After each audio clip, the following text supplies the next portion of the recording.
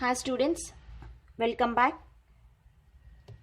Let us continue with the database management system topics. In the previous video I explained about the different types of attributes. Now let us see in that type of attributes we have used some pictorial representation, means the symbols for the attribute: simple, composite, derived, single level, single value, multi-valued attributes. Now let us see total how many components will be there and what are those components that are used for ER diagrams, entity relationship diagram components. So actually the ER diagrams is nothing but it is a pictorial representation. It is a pictorial representation of data. So whatever the data that is there, that can be represented in a pictorial diagrammatic form, which describes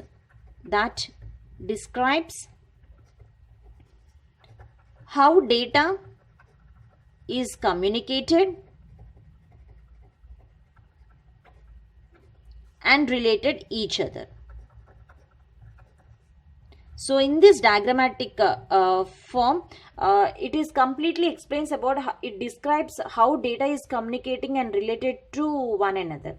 So rather than reading and rather than checking for everything, so seeing the picture is very clarity. So first it is we will represent all the tables in the form of diagrammatic, means what are the components that we will use in the tables. So you call ER diagrams is nothing but it is a pictorial representation of data that describes how data is communicated and related to each other. So here we can say that any object such as entities, attributes, and entity sets, relationships, these are all can be characterized with the help of ER diagrams. So all these objects, attributes, entities, relationships can be characterized with the help of only ER diagrams. So let us see what are the components that are used in ER diagrams. So the entity set can be represented by a rectangle, whereas attribute oval shape. So if you want to mention at a weak entity set, a double layer rectangle shape should be there. Weak entity set means which cannot hold the primary key, and multi-valued attributes. So I already explained this.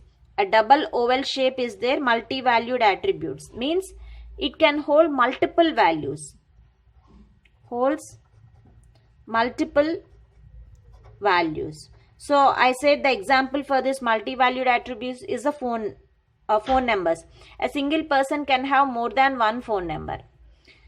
And let us see, this is the relationship set. The symbol for this relationship set, if you want to represent a relationship between two entities, in between the two entities you have to write this symbol. It explains the relationship between the two entities. And this is a derived attribute, so which is derived from another attribute. And this is the identifying relationship set for weak entity set. And this symbol is for relation, total participation of entity set in a relation. So here a total participation of this entity set is participating totally. Total participation of entity set in relation. And if you want to represent a primary key, you have to write like this. Here you have to mention a attribute, the field name, and a line indicating the primary key. If it is a dotted line, discriminating attribute of a weak entity set. And let us see some more components. And here you can see some more ER diagram components. So this is a relation. If you represent this relation like only without arrow, means that side and this side, this is a many to many relationship. Okay. If there is no arrow, it represents many to many relationship. So if a single side arrow is, this is many to one relationships. Only for one side it is pointing. Only one entity can it holds. many to one relationship.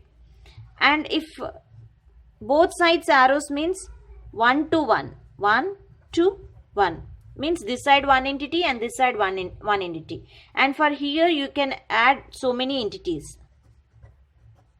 Okay, like this. So here only one entity. A relationship between two entities. That's it. That is 1 to 1. And this you can represent as cardinality limits. And this is a role indicator. If you mention a role name here in the relation and in between the relation and entity, if you mention the role name, you call it as a role indicator. And this is a symbol used for the is a relationship. Is a relationship is for specialization and generalization.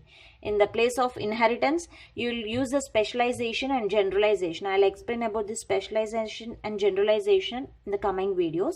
And you just remember this component symbol, the ER diagram of is a.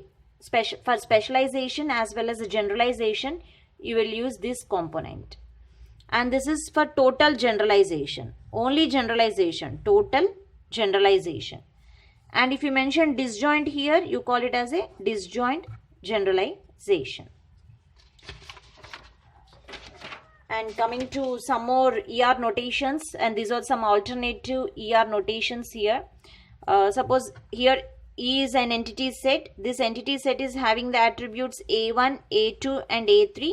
And here A1 you call it as a primary key. So this is how you have to represent it in the tabular form. So entity set, and this will be the fields, attributes.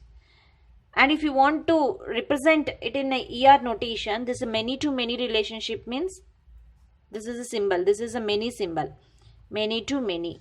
So you can also represent this in ER notation. This indicates many, many to many.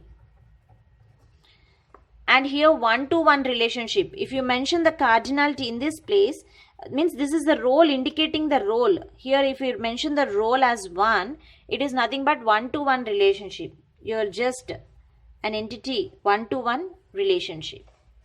So many to 1 means this is many to 1. So here you have to mention this is a many symbol and only 1, many to 1 relationship. So these are the different alternative ER notations. So you can write a cardinality here, many to many, 1 to 1 and many to 1. Thank you.